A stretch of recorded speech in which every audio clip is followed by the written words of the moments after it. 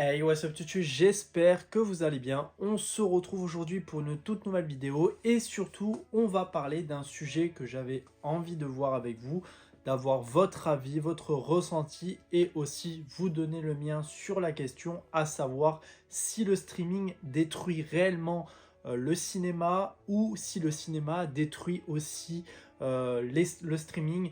C'est vraiment une réelle question que j'avais envie de poser et à savoir si du coup il y a vraiment une réelle concurrence entre les deux. C'est ce qu'on va définir dans cette vidéo par rapport à plusieurs points, à savoir sur des témoignages, des sondages avec différentes personnes, les prix aussi et les contenus qui y sont présentés de chacun des côtés. Et on va voir tout ça. Mais d'abord, dites-moi dans les commentaires, vous, votre avis concernant les deux, que ce soit le cinéma et le streaming, et nous on va rentrer bien évidemment dans le vif du sujet. Alors déjà, à savoir que le cinéma a été réellement impacté durant la Covid-19, c'est-à-dire qu'il y a eu quand même une grosse baisse de consommation par rapport au fait que les gens à ce moment-là en plus étaient réticents parce que les salles ont fermé et après la réouverture des salles, beaucoup moins de personnes ont été au cinéma et ça par rapport au fait que du coup ça a complètement tout changé, que le prix du cinéma a totalement augmenté et que durant le confinement le cinéma n'était pas présent, mais tout simplement les plateformes de streaming, et les plateformes de streaming sont arrivées en force, c'est-à-dire avec pas mal de programmes quand même, même s'il y avait des programmes qui ont été arrêtés par rapport au fait que le Covid a tout simplement arrêté tout ça. Mais quand même sur Netflix on continuait à sortir du contenu et il y avait des films, il y avait tout ça, et c'est vrai que le fait d'avoir tout ça à portée de main chez soi, ça a aussi impacté le cinéma d'aujourd'hui, même si on constate réellement qu'il y a eu une augmentation en 2023 et même sur la fin de 2022 où les gens commençaient à nouveau à retourner au cinéma. C'est vrai que à cause de ça, plus l'arrivée de Disney+, aussi des autres plateformes de streaming qui sont arrivées dans un deuxième temps, parce que voilà, on constate maintenant qu'il y a Paramount+, HBO, Amazon Prime, et tous ces contenus, toutes ces plateformes nourrissent chaque jour du contenu, que ce soit intéressant ou non, mais ça c'est pareil, on va dire dans les deux sens, que ce soit sur Netflix, en général, ou sur les plateformes de streaming ou au cinéma, il y a du bon mais il y a aussi du mauvais. Et on va parler maintenant de tout ce qui va être du coup le fait par rapport à ce qui, on va dire, bloque certaines personnes, c'est-à-dire les tarifs qui ont considérablement augmenté au cinéma. D'ailleurs, je pense que je vous ferai aussi une vidéo à part entière pour parler de pourquoi le cinéma est cher, que comprend un ticket de cinéma, comme ça au moins vous aurez largement plus de détails et ça peut en faire vraiment une vidéo hyper intéressante. Donc tout d'abord, une place de cinéma en moyenne, maintenant on était avant à 6,59 € en moyenne sur la totalité des cinémas de France.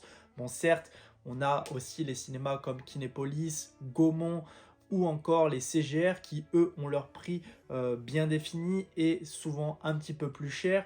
Donc là, à partir de ce moment-là, on se retrouve avec des places beaucoup plus grandes en termes de tarifs, et souvent on est plus sur les 10 € pour une place standard, voire parfois on est sur des 13 €, voire peut-être plus, suivant ce que vous voulez voir. Parce que voilà, aussi on a eu l'arrivée de la KDX, des salles premium qui ont aussi augmenté. Pour voir du film du style en 4DX ou en ICE ou en IMAX, il faut compter un vrai prix, c'est-à-dire entre 15 et 18 €. Et c'est vrai qu'à partir de ce moment-là, quand vous êtes une grande famille, de se dire même le fait que le prix minimum est de 10 €, si vous comptez que vous êtes en moyenne 4 à 5 personnes pour une famille, ça vous fait quand même 50 €, sans compter bien évidemment tout ce qu'il y a autour, c'est-à-dire la confiserie, etc.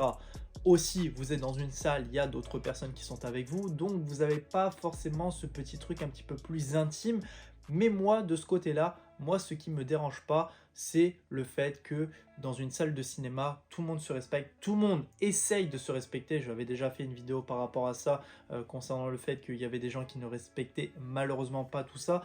D'ailleurs, j'en referai bien évidemment une autre vidéo parce qu'il y avait aussi le fait que je parlais de cette actualité avec Creed qui avait impacté à ce moment-là. Bon, c'était vraiment ce côté un petit peu dérangeant du cinéma, mais en soi, la plupart du temps, dans les salles de cinéma, c'est très respecté et on a ce côté aussi plutôt immersif où vous n'avez pas forcément cette façon de visionner le film comme si vous étiez chez vous. Vous aurez une perception du film complètement différente que si vous le regardez chez vous, et ça, c'est quand même plutôt intéressant de voir un film dans une autre dimension que dans votre canapé.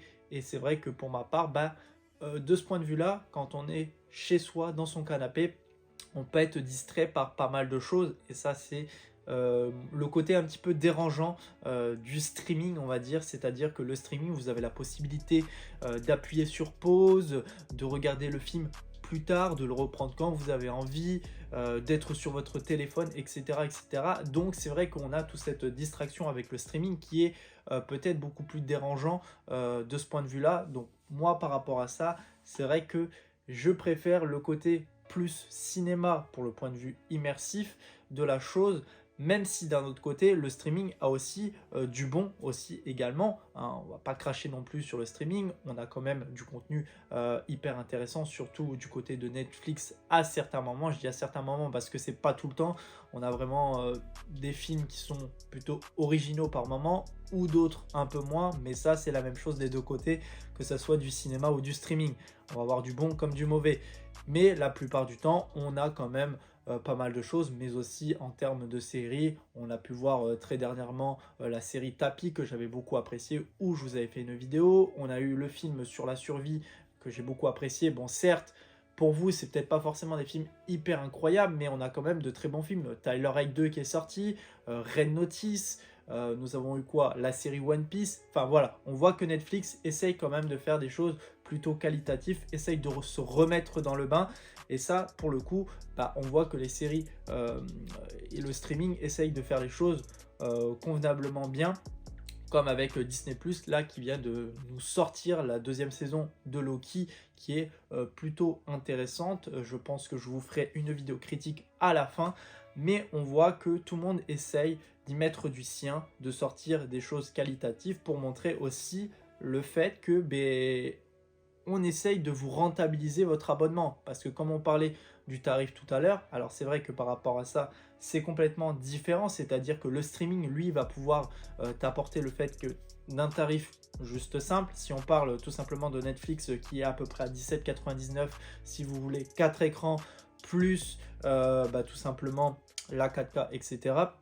En soi, ça reste peu cher. Si vous comptez que déjà vous allez à 2 personnes au cinéma, ça vous fait déjà 20 €, alors que là vous payez 17 € et vous avez la possibilité de voir autant de films et séries que vous le souhaitez. Donc ça, c'est vrai que d'un point de vue là, c'est intéressant, mais le streaming n'enlèvera pas, pour ma part, le fait qu'il y a énormément de films beaucoup plus qualitatifs qui sont présents au cinéma. C'est-à-dire que tous les plus grands réalisateurs font leurs films au cinéma et non sur des plateformes de streaming, tout simplement parce qu'ils veulent que leurs films soient vus d'un point de vue complètement différent que dans son salon.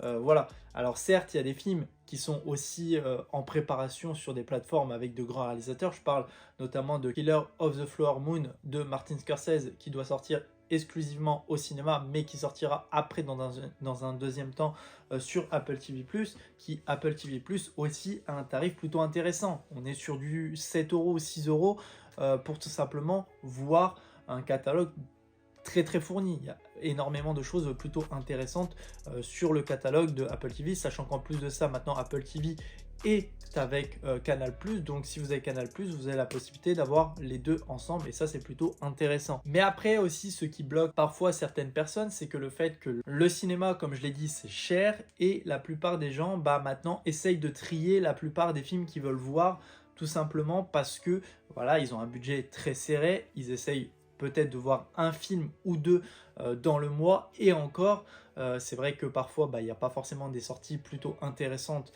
dans le mois et donc ils n'ont pas forcément, et surtout qu'en plus de ça, quand il y a eu des personnes américaines qui ont été interrogées, plus de 2000 personnes américaines ont été interrogées et le fait que il y a beaucoup maintenant de films une fois leur sortie en salle qui se retrouvent 3 mois après sur les plateformes de streaming. Et c'est vrai que ça, à cause de ça, ça impacte énormément parce que du coup les gens se disent bon, il va sortir dans 3 mois plus tard sur les plateformes de streaming, donc ça sert à rien de le visionner. Je préfère attendre et m'économiser de l'argent, et ça c'est plutôt cool. Voilà ce que les gens du coup se disent par rapport à ça, et qui pour ma part du coup on voit quand même qu'il y a une puissance du streaming qui est importante, mais pour ma part, même s'il y a cette puissance du streaming qui est forte, ça n'enlève rien que le cinéma a réellement sa place, a réellement ce côté où on peut vibrer avec énormément de films. Je parle aussi par rapport au fait que voilà, on a eu cette grande épopée du cinéma qui est arrivée, qui a créé vraiment ce côté plutôt mythique, on va dire, avec ce Barber Armor, par rapport au fait qu'il y avait Barbie qui sortait en même temps que Oppenheimer. Ça a créé vraiment quelque chose de plutôt incroyable à ce moment-là. Et franchement, voilà, il n'y a que le cinéma qui peut te faire vivre ce genre de choses. Et pour ma part, pour moi, le cinéma reste quand même une sortie culturelle où on peut vraiment kiffer, que ce soit entre amis, en famille. Et ça, c'est plutôt intéressant, voilà, d'aller visionner un film tous ensemble, d'avoir aussi son point de vue, son ressenti. Même quand on sort de la salle, on entend les gens, s'ils sont d'accord, s'ils ont aimé le film, s'ils n'ont pas aimé. Et ça, j'aime vraiment avoir ce côté un petit peu de partage avec les autres quand on sort d'une salle de cinéma. Et voilà, c'est encore une fois un moment et une sortie plutôt plaisante. Donc moi, pour ma part, je trouve que les deux n'enlèvent rien à l'un comme à l'autre, c'est-à-dire ils ont tous les deux leur place, que ce soit le cinéma ou le streaming. Ils ont chacun quelque chose à apporter des deux côtés, et que pour ma part, du coup, c'est vraiment 50-50. Il y a du bon comme du mauvais dans les deux côtés. Du coup, voilà ce qu'était mon avis par rapport à tout ça. Et surtout, vous me donnez votre avis par rapport à ce sujet. N'hésitez pas à liker la vidéo, la commenter, la partager, surtout vous abonner. On se retrouve très prochainement pour une toute nouvelle vidéo. Allez, salut tout le monde. Peace!